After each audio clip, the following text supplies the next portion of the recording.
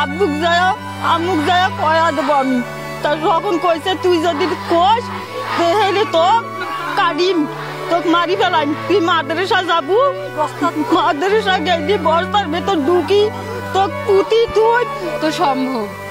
ও যে হলো ও একে একে অনেকের জীবন নষ্ট করছে, এখনো হলো তার মেয়েকে হলো এইরকম করতেছে। তাকে বুঝাইতে গেছিল কিন্তু এতটুক বাচ্চা ও কিভাবে বয়স্ক লোকটা ধর্ষণ করলো। আমরা আর কিছু চাই না, আমরা এই যে ফাঁসি চাই। আমার বোন বেড়ে গেলে, আমার বোন বেড়ে গেলে বড় মেয়ের ওইদিকে বিয়ে হয়েছে, এখন আমার বড় মেয়ের বাড়ি গেছে। বড় মেয়ের বাড়ি থেকে আসতে গোলজার ডাকায় রিনে আম্মু শোনো তো, তাহলে কি বড় আব্বু তাহলে বড়াই নিয়ে যাও তো সান্দাইছে চল ওর বাড়ি মানে খুলি দিয়ে যাওয়া নাগে।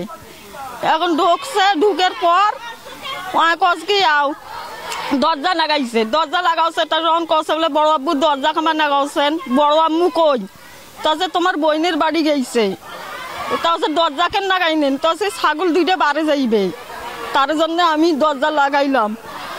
এখন কয়া টয়া শৈলের মুখ চিপি দিচ্ছে, ডিপলে দিয়েছে, কিবে কিবে করছে, করিয়ে শৈল করছে আব্বুক যায় আমুক যায় কয়া দেবো আমি। তা যখন কইছে তুই যদি কোস তাহলে তো কাটিম, তোকে মারি ফেলাম। তুই মাদ্রাসা যাবো, মাদ্রাসা গেলি বস্তার ভেতর ঢুকি তো পুঁতি তুই, তোর বাপ মাও জানবে বেলে তোর ঘরের সাথে পালে গেছি। তুই নিখোঁজ তো গেলে শিখে নাগে মুই শিখি দাওছো মা, আগে হাতে শিখি দাওছো তোক মুই শিখি দাওছো। আমার ছোট বোন খুব অসুস্থ, রংপুর মেডিকেলে আছে। মানে কালা গুলজারের হইল, কালা গুলজারের অতি শীঘ্রই আমি ফাঁসি দেখতে চাই তো সম্ভব। ও যে হলো ও একে একে অনেকের জীবন নষ্ট করছে, এখনো হলো তার মেয়েকে হলো এইরকম করতেছে। হাজার হাজার একে অনেকের জীবন নষ্ট করছে, আগেও পরেও অনেকের জীবন নষ্ট করছে। এর আমি হইল মানে যত সম্ভব ফাঁসি চাই। এ অনেক মেয়ের হইলো বয়স্ক বোঝে না, মহিলাও বোঝে না, কাউকে বোঝে না। ও সবার সাথে এই সর্বনষ্ট করছে, কেউ বিচার করতেও পারে না। ওর হইলো টাকার ভয়, ওর বেলে টাকা আছে, টাকা দিয়ে বেলে হইলো সব সমাধান করবে, সেই কারণে কেউ ভয়েও মানে হইলো কিছু করতে পারে না, প্রতিবাদ করতে পারে না। এই যে বাচ্চা মেয়েটা, এই মেয়েটার যে ঘটনাটাই বয়স্ক লোক সে যেটো হয়, সে যেটো হয় আর যদি ভাতে যে ঘটনা করতে পারে এতটুক মেয়ে, তাহলে তার ঘরে 3টা সন্তান আছে, 3টা মেয়ে যাবার বাড়িতে গেছে। সে মেয়ে এই বাচ্চা শিশুকে না করিয়ে নিজের মেয়ে করতে পারলো না। নিজের মেয়ে করলে তাহলে সে বুঝ দেওয়া যাইতো যেটা জামার জন্মা বাচ্চা হচ্ছে।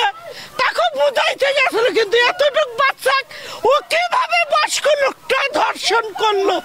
আমরা আর কিছু চাই না, আমরা এই যে ফাঁসি চাই। এই ফাঁসি দেখিয়ে যদি আরো 20 লাখ মানুষ যদি সচেতন হতে পারে, সেইটা হলো কার্যকরী কাজ হবে। আমরা আর কিছু চাই না, আমরা এই গুলজারের ফাঁসি চাই, ফাঁসি চাই, ফাঁসি চাই। আমি রুকমিগঞ্জে পড়ি, রিনা আপু এখানে পড়ে, ও আমার ছোট হয়, ও 7ম শ্রেণীতে পড়ে, আমি 8ম শ্রেণীতে পড়ি। কিন্তু এইরকম বিষয় হবে আমি কখনো ভাবতে পারি নাই।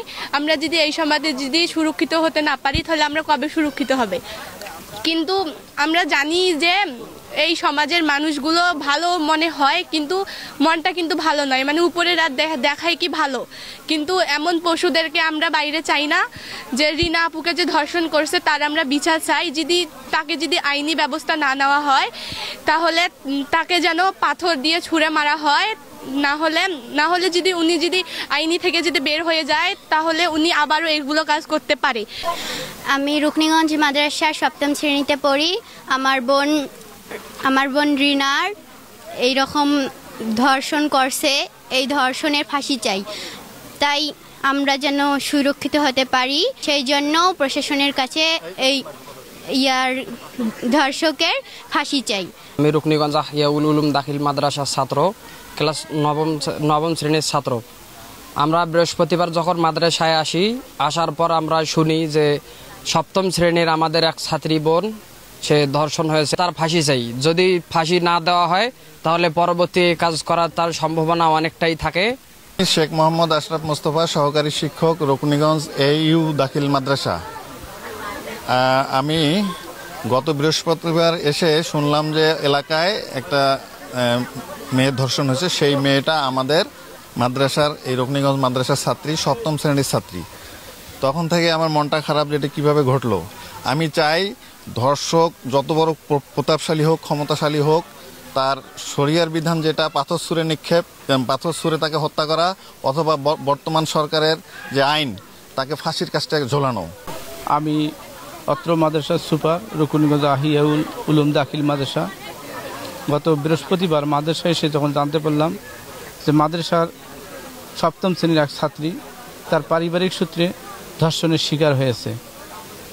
উক্ত ছাত্রী যে আমাদের একজন প্রতিষ্ঠানের মান সম্মান ইজ্জতে গোটা এলাকায় ছড়িয়ে পড়েছে, এই ধর্ষকের আমরা উপযুক্ত শাস্তি এবং প্রশাসনের কাছে জবাব এবং এই ধর্ষকের ন্যায্য বিচারের জন্য আমরা এলাকার জনগণ এবং আমাদের এই মাদ্রাসার ছাত্রছাত্রী এবং শিক্ষক মিলে এই মানববন্ধনে আমরা এই ধর্ষকের সুষ্ঠু বিচারে এবং সুষ্ঠু ন্যায্য